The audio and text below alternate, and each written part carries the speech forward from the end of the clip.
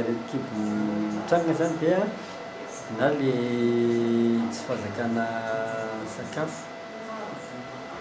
mety be ny sakafo nohanina dia ve tsy mahalevokanina dia miseritseritra rehefa vonoa dia mararirary ny kibo na le fanavosinana ara-sakafo intoxication alimentaire ohatran'izany hoe toxine infection alimentaire misy zany marary kibo dia mety mandoa mety mivalana ihany koa mety misy afaka ohatran'izay dia raofina aloha zany mamonjy dokotera tsara indrindra fa ny faharoa ny sakafo hohanina zany aorinan'izao tokony sakafo maivamaivana dia misotro rano betsaka arak'izay vita dia voankazo ireny sy légume no tena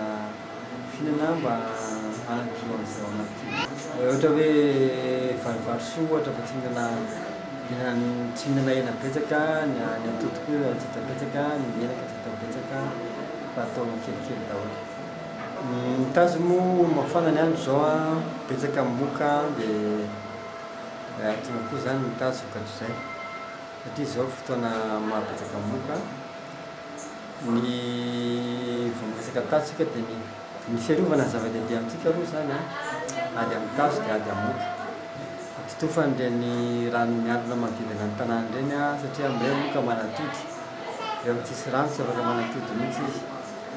asorina ny lobolobo manodidina ny tanàna satria amin'ireny no fiafonan'ny moka dia mampiasa lay fiarovana mikaikitry ny moka idina rehefa hariva ny andro idina ny varavarambe sy varavarankely mialohan'ny ampiretana ny jiro ao an-trano satria le moka manko sotomin'ny hazavana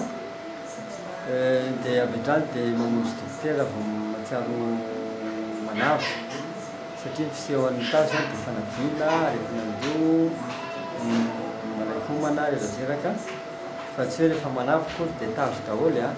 fa raha ny dokotera ihany no mijery an'izay sy manao fanafody zaza ao amin'ny marary.